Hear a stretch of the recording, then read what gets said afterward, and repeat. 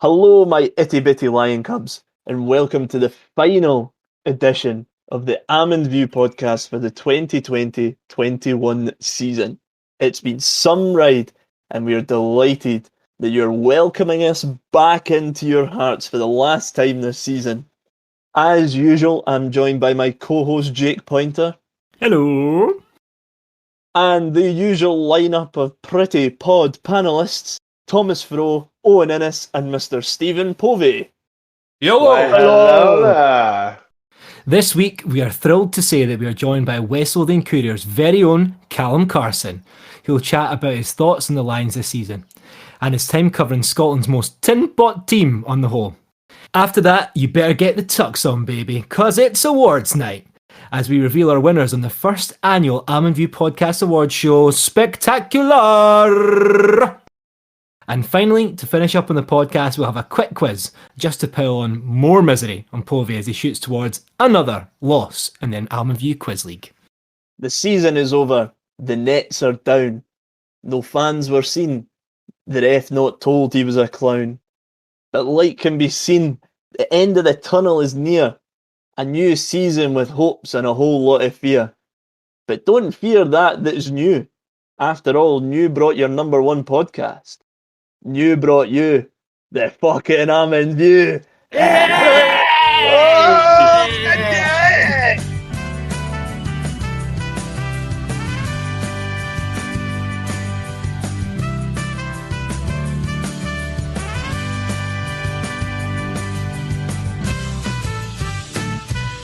Get your glad rags on, baby! It's award season.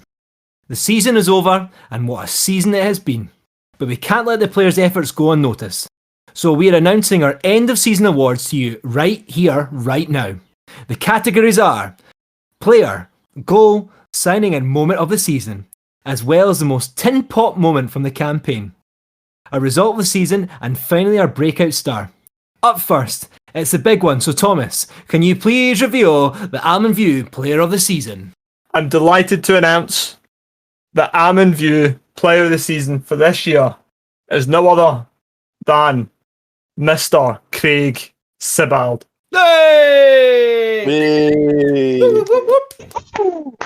Craig's had a fantastic season after being ever present in the squad since, the last year and a half. And it's thoroughly deserved. He's been one of our most consistent performers. So yeah, a big well done to Mr. Craig Sibbald, and looking forward to seeing more of you next season. Also, can I just say that he's won Player of the Month before.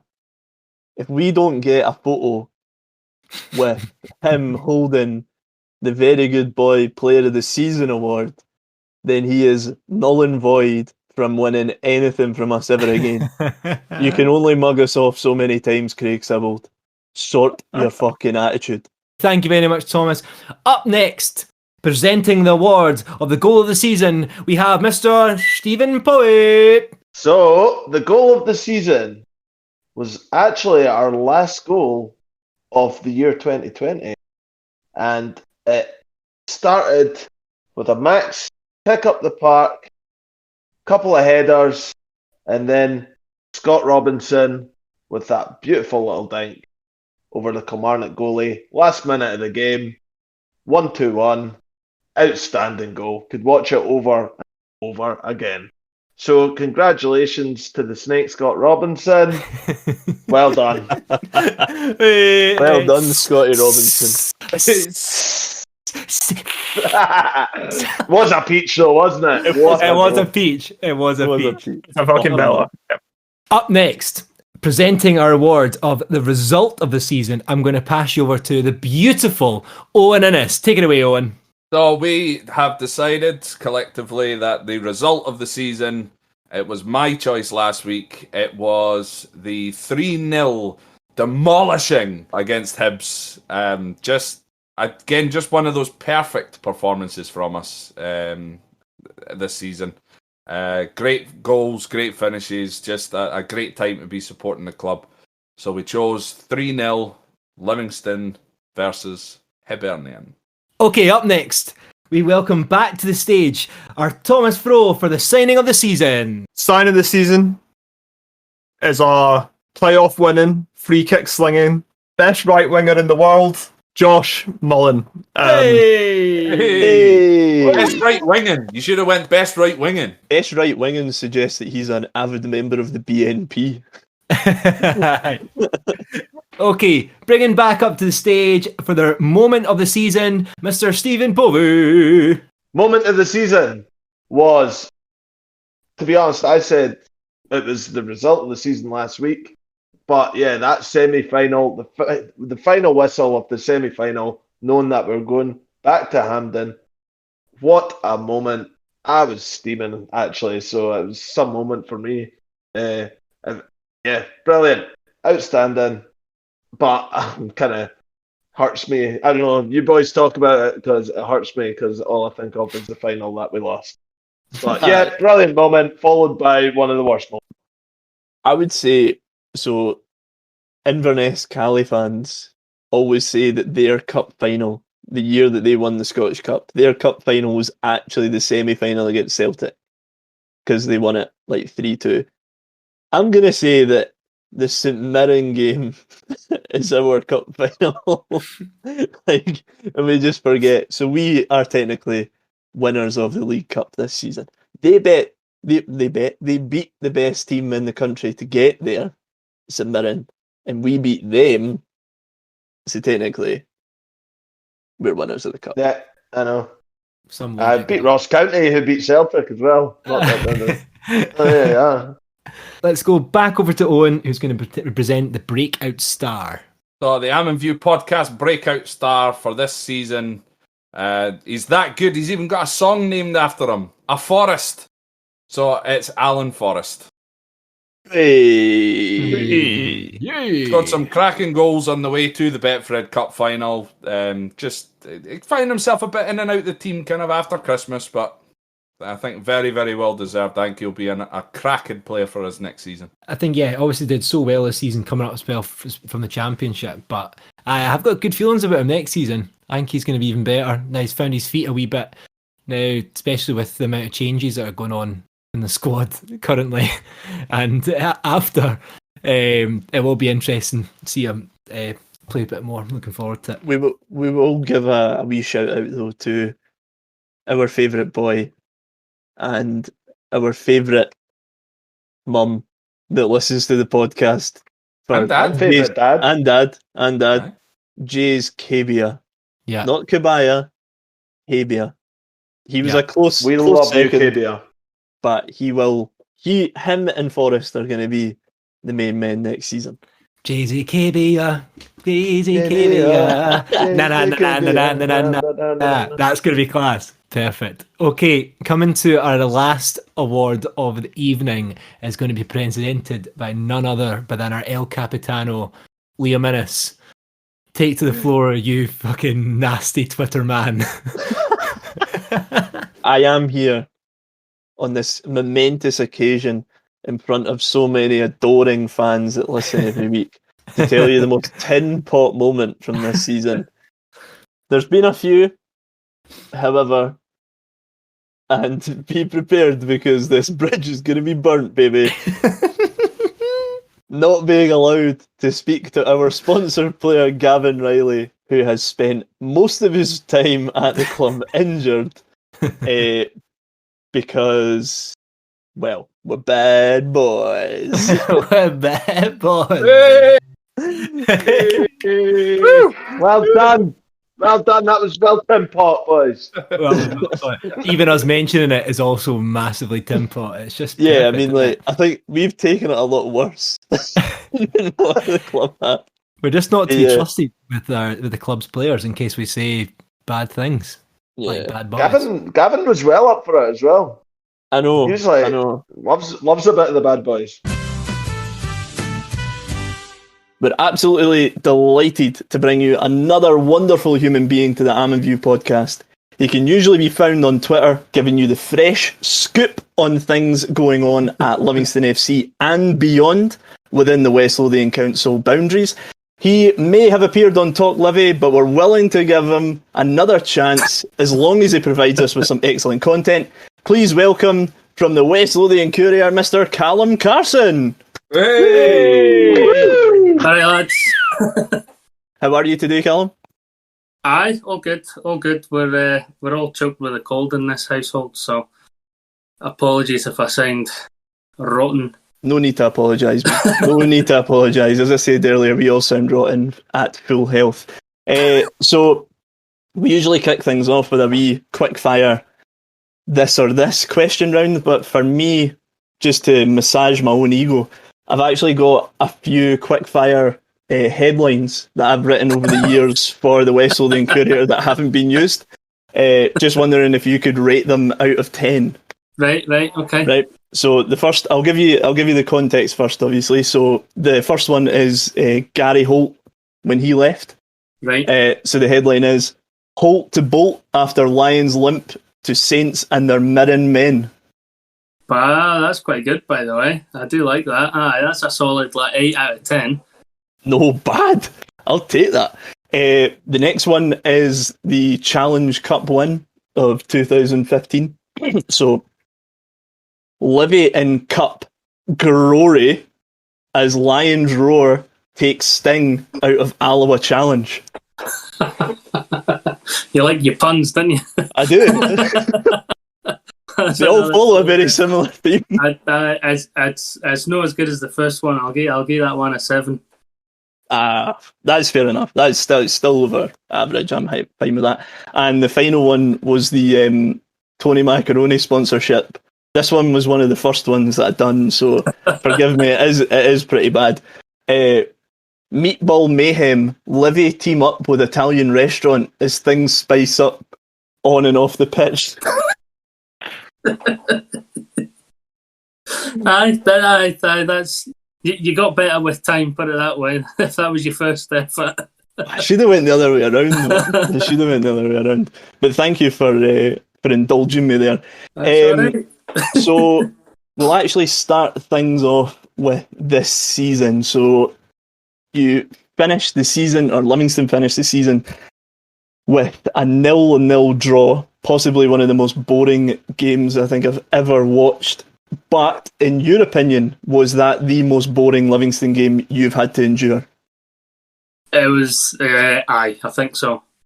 Definitely. Was there anything that stood out to you in the game at all? No, not really. When I'm writing my report, I usually try and get somewhere in the region of 600 words, and I think I struggled to get 300 with this one, and that included about 50 words on the fact that Devlin and Sibbald weren't playing. I think was it three chances in total? I think Stevie May had kind of a half chance. Yeah. Jet had one that Bobby Zlamal tipped wide, and then Jay's. That was it. Literally nothing else. There wasn't even like a good Rami or anything. You know what I mean? It was two sides happy to play a 0-0 draw and get the season over with. I think. It did seem like that. But see, when you are covering just like the most turgid game, like obviously you said that you only managed struggling to get 300 when you need 600. What filler do you use? What do you have any sort of common traits that maybe we don't pick up on that you try and sort of fill it out a wee bit? Quotes. Manager will play quotes. If it's a rubbish game, just write down every single thing they say. If it's a decent game, it's usually you do the report and then you do kind of the reaction with the manager and or the player afterwards. But if it's a rubbish game, just quote heavy. To be fair, at least Davy Martindale's quite good for a quote. He is. I'll give him that. Is he? Oh, so how long have you covered Livingston for? Well, that's my 7th full season, and I did kind of a half season. Is Martindale the best gaffer you've had to interview out of all of them? In terms of actually interviewing, totally. I think a lot of it's the fact that he's not actually media trained. Mm-hmm. So in many respects, he doesn't actually know what not to say. He seems like a absolute nut job on the sidelines and stuff. See, when he first took over the job, in your head be like, Jesus Christ, man, like, how am I going to approach this? Like, was the approach of his first full interview as a manager for yourself a bit different to someone that you know, like going back years of like John Hughes, even Gary Holt, who was in my opinion, a bit too media trained in terms of his cliches and stuff. So is Martindale the approach to his first interview a bit different? Well, to be fair, I'd spoken to Martindale quite a bit beforehand. So it wasn't like a brand new situation. For example, let's say if Tony Craig could get the job. Now, I've never actually interviewed Tony Craig. I've said hi every time I pass him, but with Davey, I kind of spoke to him quite a bit. Even just texting for info, and whenever I was down, he would kind of quite often be the one to kind of round up the player or tell the gaffer that that's me here and whatnot. So I had a decent relationship with him beforehand. But you're definitely kind of worried a wee bit about what he's like behind the scenes, as opposed to kind of when the dictaphone's turned on, so to speak. Because you can hear every time I'm at the stadium, even before I get the job, you could hear him all the time. Like, the guys would be at their lunch and Davey's walking up the stairs with a big air horn and things like that. Trying to scare folk, you know what I mean? So, he's a character, but I think he's not changed in terms of getting the job, and I think overall that's a good thing. It'll be interesting to see if he does maybe start to hold back a wee bit. Do you think that's something that the club are working on a wee bit, or are they just happy? Because obviously it's brought a lot of publicity and stuff to the club, like good stuff. So do you think they are maybe trying to rein him in a wee bit, or will they just continue to let him go full-blown batshit? I suspect it would take a brave man to tell Davey what to do. That's a very fair point. To be honest. No, I think... that's kind of said that. I think overall it's positive. Yeah. And I think because it is generally positive, I don't think there's much need to change. Yeah. But we'll see. The more comfortable he gets with it, he might himself kind of realise what he maybe should or shouldn't say. Or we'll see. But I like it. I like him the way he is. Certainly from kind of my point of view, kind of dealing with him. It must make your job a wee bit easier. So, in terms of, obviously, you've covered Livingston for 7 full seasons now. We've had some very bizarre managers. Right. We've had some decent managers, some great players. So this is sort of a 2-in-1 question. What is the most, or who was the most awkward player and manager to interview in terms of, just any awkwardness in general, like any that were a bit frosty, clearly didn't want to be there, or just like try to get any sort of word out of them? Manager was John McGlynn. Oh, really? John McGlynn's actually a really nice guy, but see if there was something you didn't agree with, he didn't agree with, or he'd pick up on any kind of issue, not issue, but even if you were maybe slightly incorrect. Like I remember it was the summer of my first full season, and I went in, and I think they'd signed. Did they not sign? They signed 5 or 6 players in the one day. I think it was Gallagher, Robertson, White, Ogilvie, and Glenn. Ring a bell? I think they might. Yeah. And I went in and I said to him, "So that's the squad at kind of 23 players now. Are you looking to bring any more in?" And he said, 23? 23? What are you getting 23 from? It's 22. And what had happened is, do you mind Adam Manso, who was the 3rd choice goalkeeper for a few months? Oh, he was an Egyptian boy. Aye, he had got released, and the club didn't bother to even publicly announce it. So I just assumed he was still a player. And he was like, "Oh no, we've got 22 players. 22. Where are you getting 23 from?" I was like, "Hey, all right." What a pedantic. That's very John McGlynn, very on brand for him. What about player? Who's the worst player you've had to, or most awkward to interview? Stephen Boyd. But actually, Stephen Boyd, when he was actually at Albion Rovers, was a lot worse than when he was at Livy. Because I mind Albion beat Livy at the Tony Macaroni in League One. I think it was the game Alan Lithgow served as a suspension when it was meant to be the Crusaders game. Yeah. I think. And Boyd scored twice. So that's who the press wanted to interview afterwards. And it was brutal. It was genuinely one-word answers. I was like, you must be something along the lines of, that's a great win for Albion. You must be delighted to bag a couple of goals as well. I genuinely think it was a 90-second interview, and 65 to 70 seconds were actually us asking him questions. That's mental. But to be fair, he was what? He would have been about 18 or 19 or something at that point. You can genuinely understand it sometimes, especially if it's a young player and it's a wee club, because they don't get nobody. An 18-year-old at Hamilton Accies on loan at Albion Rovers isn't going to get media trained. So it can be quite daunting. But I'd imagine you thought Scott Pittman was going to be my answer there, but Pittman's actually all right. That was going to be my next question. Who is Scott Pittman? Who is the real Scott Pittman? We need to know. And by the way, Keegan Jacobs actually falls into this category as well.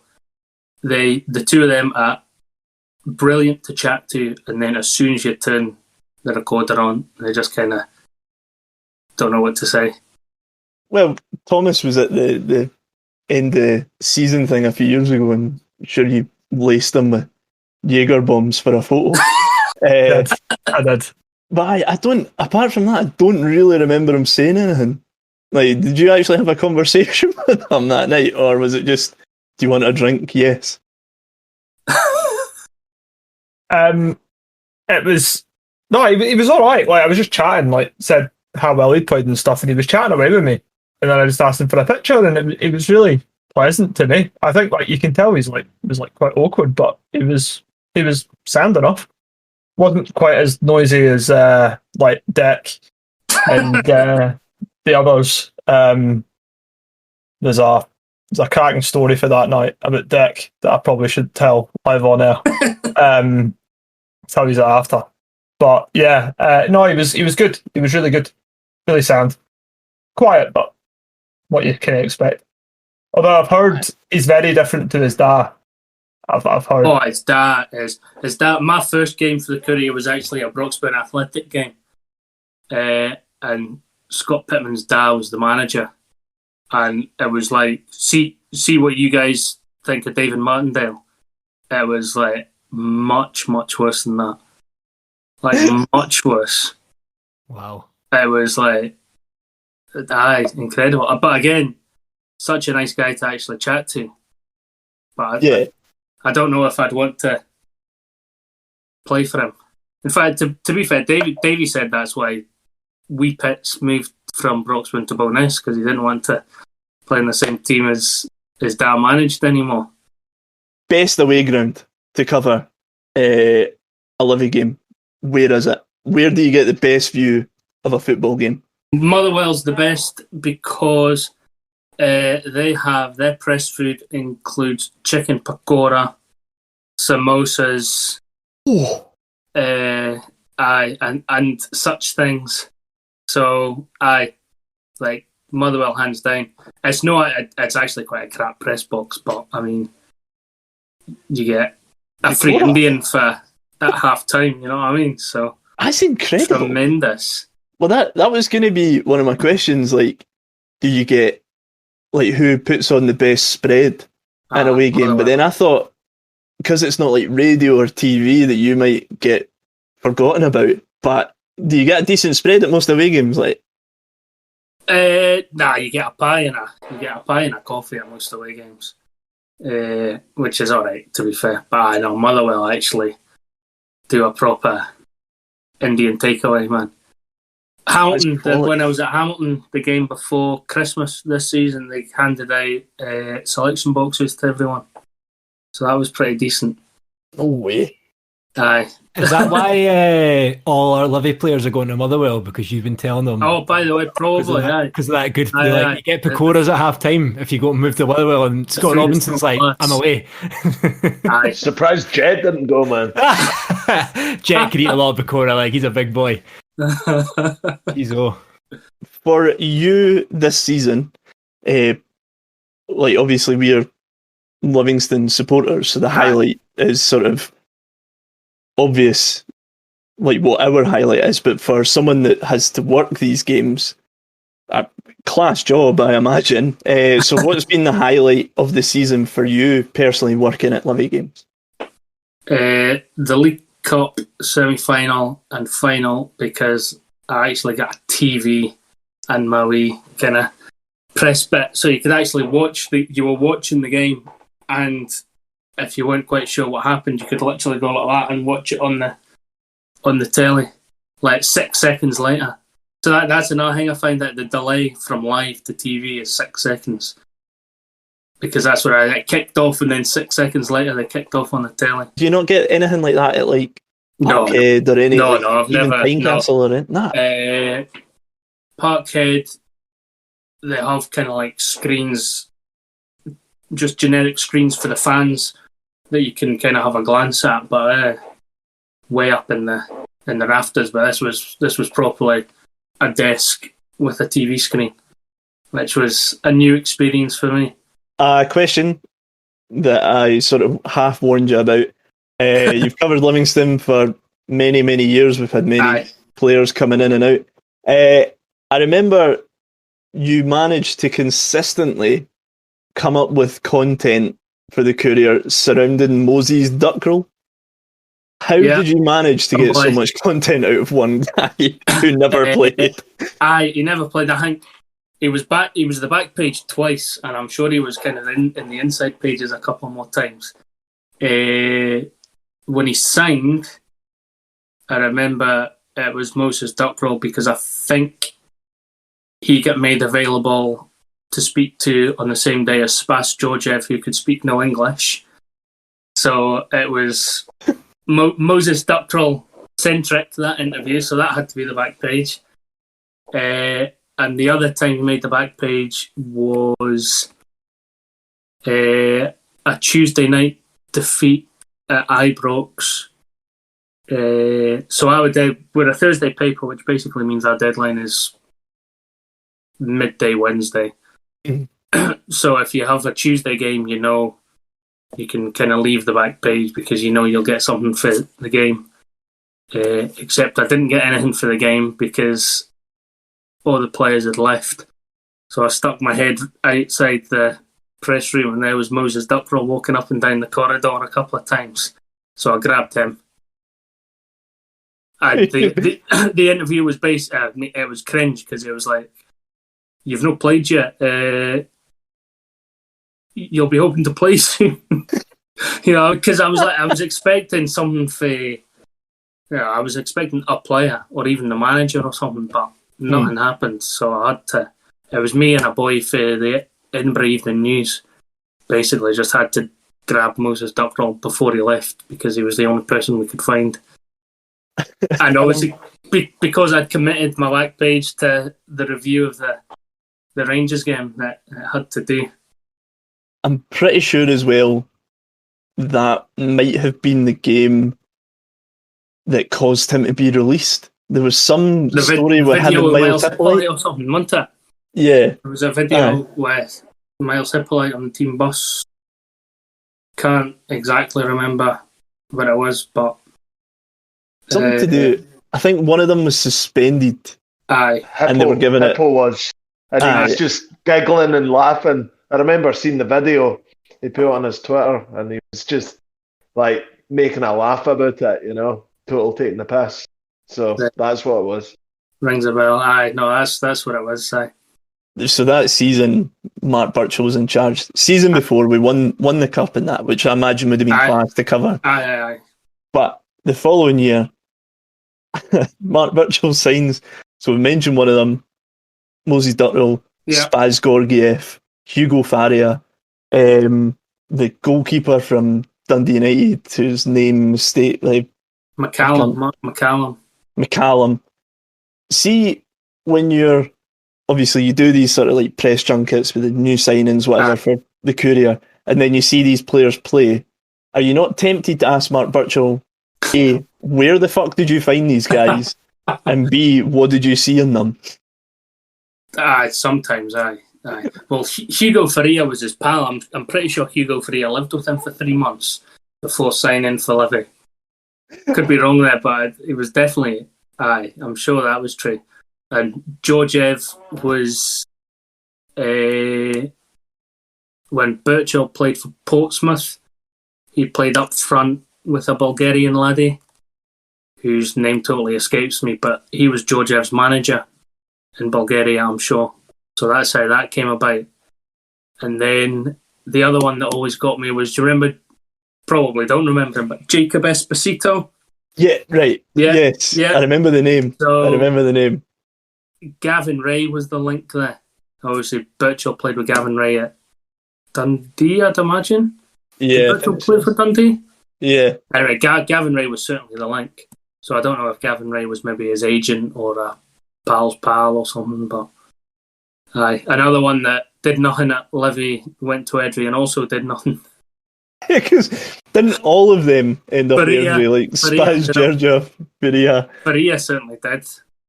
I'm sure, I may have this wrong, but I'm pretty sure Edry signed Hugo Faria, who must have been 33 at the time, to a 3.5-year contract and ditched him after 6 months.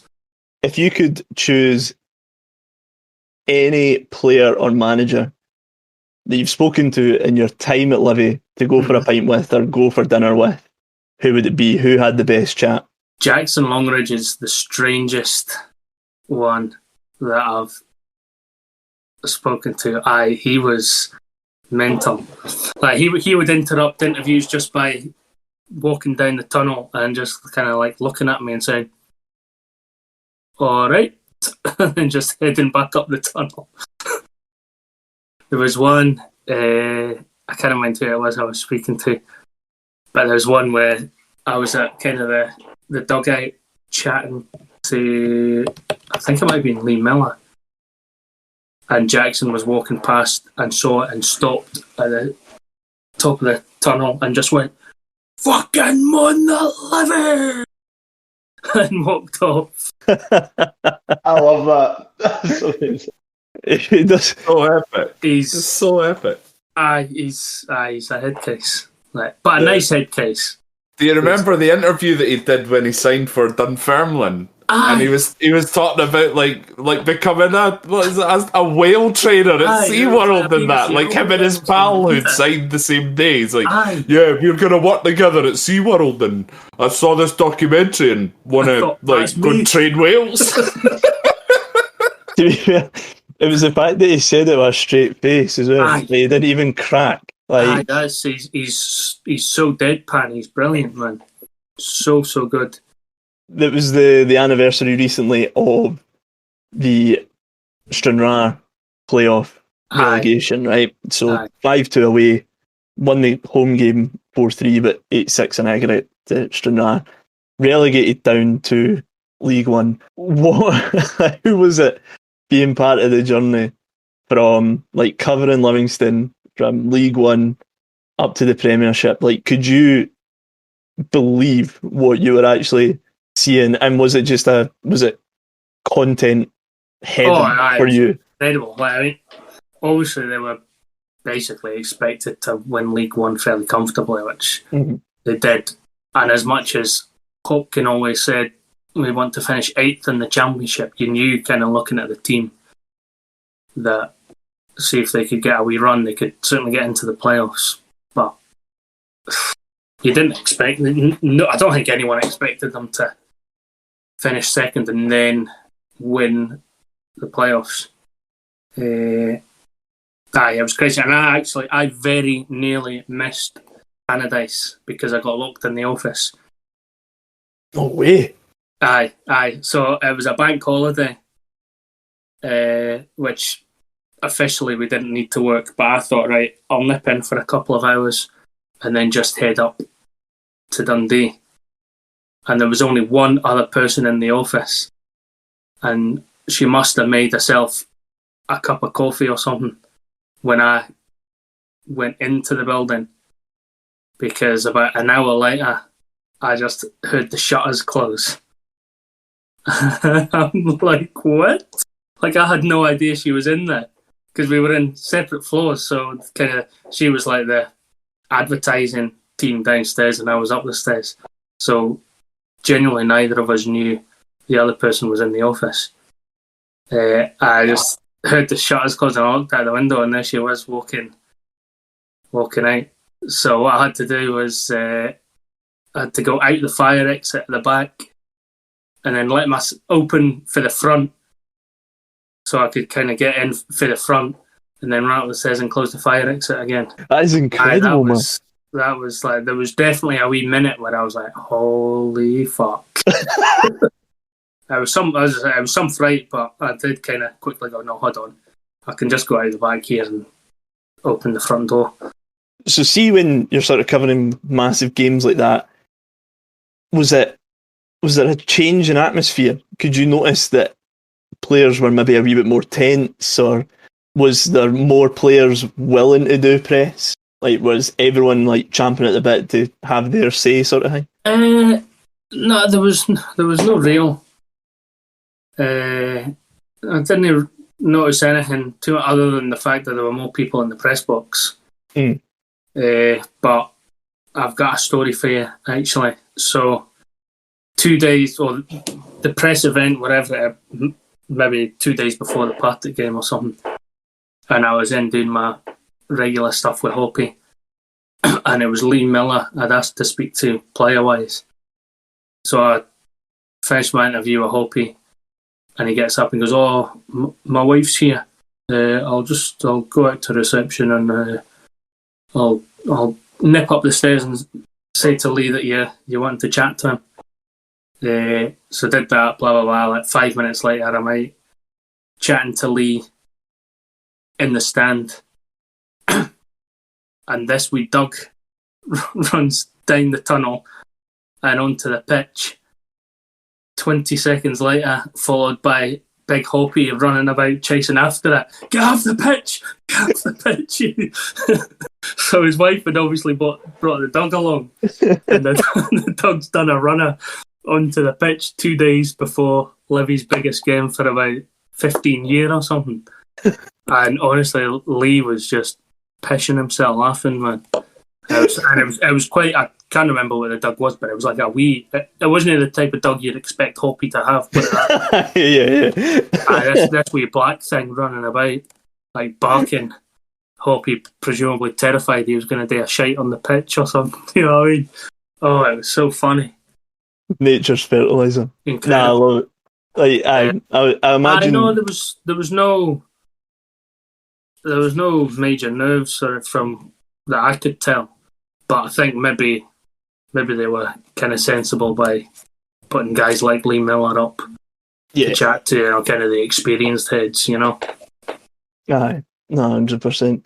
No, so I've just got it in my head like Davy Hopkins with a wee dog in a handbag, just carrying it a bit. Because you'd imagine that he would have like a Doberman or like a Rottweiler. It was a wee thing. I was like, bloody hell. Didn't expect that, but Big Hoppy running after a dog. What was he like? Like, he was a bit of a character that we could never really figure out. Hoppy was brand new. Hoppy was really good because he'd like tell you stuff, hundreds of stuff off the record, so they kind of knew the background, and he knew what he could say. Like, trying to think of examples. See, when Decky got out of prison, he was asked him, right? Obviously, Decky's out. Are you going to sign him? And he said, no comment, while shaking his head like that. So I knew, you know what I mean?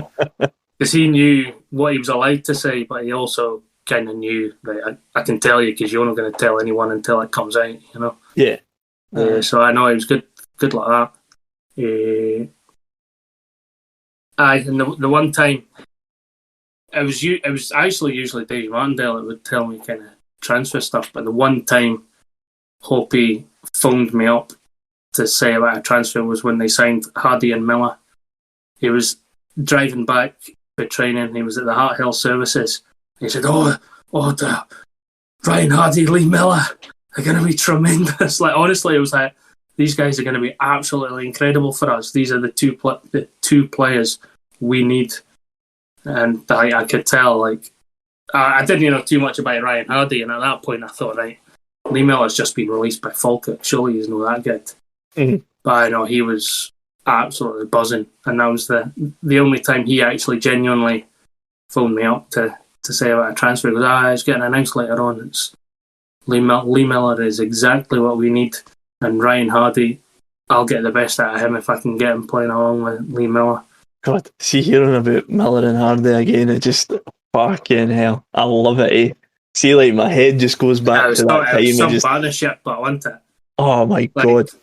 Even so, it's incredible to think that the top goal scorer that season was actually Dylan Mackin. Yeah, he got like 9 or something. Like, got promoted to the Premiership with Dylan Mackin as your top scorer. Final question. I prepped you about this one. You're getting the full guest treatment. Your dream Livy five-a-side made up of players during your tenure of covering Livingston for the Courier. Who have you got and why? Liam Kelly in goal, I think, ahead of Alexander. Mainly because Alexander's about 43 now, so he's... Oh, he was on the bench for Dundee United recently. Was he, aye? Aye. Rab Douglas. I saw Rab Douglas was on the bench for Arbroath a few times this season. He must be about 50 now, eh? Aye. Anyway, I digress. Don't mention him. Aye. Fucking snake. Liam, I would say Liam Kelly. Aye. Purely because I think he's the best keeper that I've had so far. Halkett. You need Pittman because he can do absolutely everything. He would just run about all day, never tire. So that's why 3. You need a goal scorer. Hardy. Hardy's probably the best. Ooh, Hardy over Buchanan. Aye, I think. Well, Hardy did it at a higher level, eh? True. I'll give you that. I think Buchanan. No, I'll stick with Hardy. Purely because he did it at a higher level. Okay. I've been told I need to include Jackson Longridge, so I better include Jackson Longridge. Fuck me. A wee bit of wit. I did say that you needed to mention, and you already mentioned them, so you are allowed to choose somebody. I'm happy with the contribution Jackson Longridge made to this interview already. So, a wide man. Who's the best wide man? Probably Josh Mullen. Yeah, has to. I think surely. You can't really cross a ball in fives, but he's the best crosser of a ball that Livy have had, certainly. Nah. Aye, it's very well, apart from what's his name? Kelly, who I always forget missed the championship season. Aye. But it's very playoff heavy. I enjoy that. And that's been the first one that hasn't had David Fernandez. Like every team, even if they didn't play with him. Like so nah, but thank you very much. I enjoyed that. No worries. Really. So, as a special treat, we will finish the podcast with a lovely quiz about this past season. And as per, if we have a tiebreaker, we'll play a game of Guess the Team Lineup. So, I have a random generator up first. For the first 3 questions, Thomas Froh. The pressure of being number 1. How are you feeling?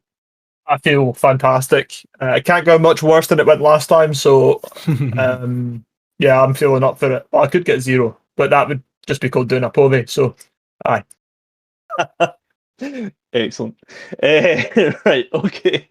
So, Thomas, are you ready? I am ready. Right. Your 3 questions are: who scored the first winning goal in the league for Livingston this season?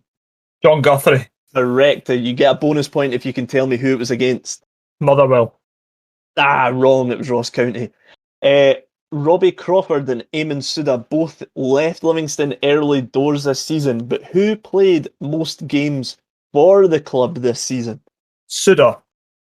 Correct. Suda had 2 appearances. Robbie Crawford only had 1.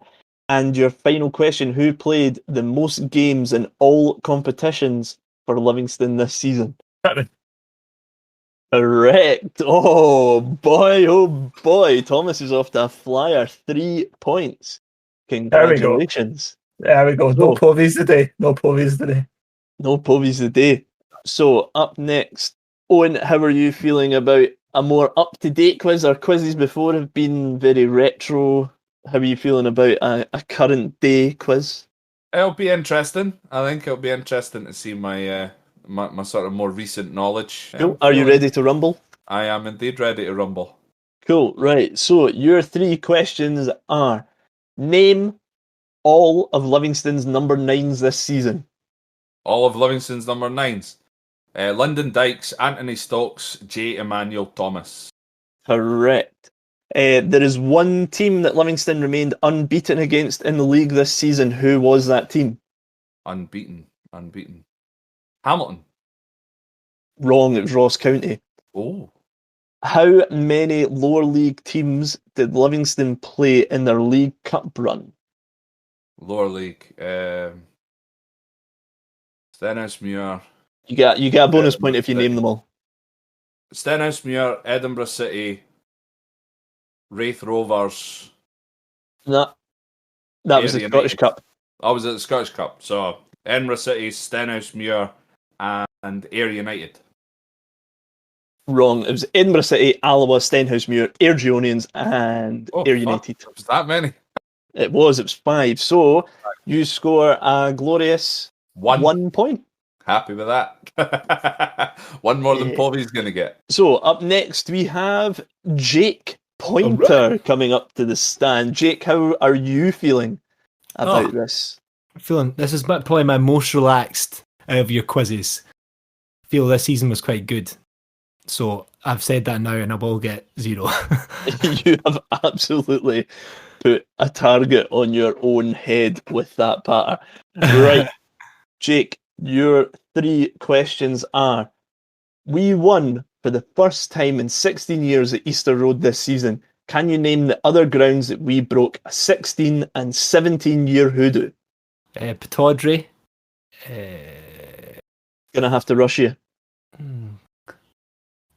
East. What did you say first? Sorry, Jake, you're out of time. It was Pataudry and Rugby Park. Oh yeah, fuck. Of course it was. Who scored more league goals for Livingston this season? Scott Robinson or J. Emmanuel Thomas? Scott Robinson. Wrong. It was J. Emmanuel Thomas with 5. Scott Robinson got 4. And finally, a similar theme to that question: who scored more league goals for their clubs this season? James or Alan Forrest? Alan. Correct. Alan got 4 league goals. James Forrest only got 3. So, Jakey boy, you have scored 1.5 points. Fair play. So, currently, Thomas Froh is in a resounding lead, and because the only person we have left is Stephen Povey, congratulations to Thomas Froh. Hey, well done, Thomas. Very good. But hey, it wouldn't be fair. We'll let him have a wee shot. So, I'd just like to point out, by the way, that I was a runner-up last time. You were. And it was because of me that you had a crushing defeat, because I said you'd won. The public don't know that. Like I know, I never realised. Owen, you were very sneaky and edited that out. It was good for me, but I did feel really bad for Povey. Because it made us seem even more tin pot than we already are. I'll give you that. Yeah. I'll give you that. Okay, so Povey, are you ready for your questions? Well, I've got nothing to lose, do I? Because all dignity has been gone in every other quiz. Right, okay, so your 3 questions are: how many goals did Livingston score in their League Cup campaign? I will give you a point if you are 2 goals either side. Just the League Cup, remember. Right, I know, but including the group, that's a lot, because it was like 5-0, 4-0. I mean, I reckon we're talking 27. Oh, 22. Unlucky. Oh, mate, too many. Who did Jay's Cabia sign from? Oh, I feel so bad. I'm not gonna get it, guys. I'm very sorry to KBR's mum and dad and everyone. I'm just not gonna get like I don't know, Glen Torren or something. I don't know. Wrong, it was Shelbourne. I will give Sorry. you a bonus point if you can tell me the last player Livingston signed from Shelbourne was. I'd like to say Wes Houlihan. If you would like to say Wes Houlihan, can I get that as a confirmed answer? Yes. Correct. 1 point. Yes. And Livingston received money for 2 outgoing players this season. Lyndon Dykes for £2 million to QPR. Who was the other player that went for an undisclosed fee? Either Eamon Suda or Lars, and I think fuck it. I'll go. Well, why are you saying no? I'll go Suda. Wrong. It was Haki Madofin to That Hamilton. was so long before. No need for the tiebreaker for the first time. An out-and-out winner from the questions from the actual quiz itself. Ladies and gentlemen, congratulations to Mr. Thomas Froho. Way! Hey! Does that make Thomas the winner for the year? I think that would. Yeah, He's had 2 victories, eh? 2 out of 3, aye. 2 out of 3 ain't bad. 2 out of 3 ain't bad. Second place to Jake the Snake over here, wasn't it? Aye. Dave remembers second though. So that is it for the season. We're done. However, before we go, we just want to have a few gushing thank yous, so bear with us. First of all, a massive thank you to the boys that do the podcast. This year has been utter pish for everyone. So just being able to chat rubbish about the team we all love is such a class thing. But in particular, massive thanks to Owen, who does all the editing, and without him, the podcast would sound utter dog meat. Also, a massive thanks to Talk Livy, After Extra Time Shirts, and Livy GS that supported us throughout with retweets, etc. when we were first starting. That was an important thing to help us build the following that we have. Secondly, a massive thank you to all of our guests. We aren't stupid. You don't listen to this for our horrendous insight to Livingston. So getting to interview some of our childhood heroes and hearing that you've enjoyed them so much is an absolutely amazing feeling. And lastly, thank you to all of you who listen. Without you listening and your support, then there's no point in doing this. We're not the most listened to podcast, but that's why every listen is greatly appreciated. And it baffles us that so many people tune in every week to listen to us talk absolute nonsense about Livingston. We adore you. As usual, make sure that you follow us on social media. Check out almondviewpod, all one word, on Twitter and Instagram. Search Almondview Podcast on Facebook and YouTube. And why not check out some of our old interviews with ex-players in previous episodes. We've got interviews with the likes of Danny Denham, Steve Tosh, Kenny Duker, and David Fernandez. Make sure that you subscribe to wherever you get your podcasts from to get updated with new, fresh content. However, there'll be no fresh content until next season. Thank you so much. Forza Livy, and for the last time, on behalf of G. Emmanuel Thomas, hashtag Lions in the Camp.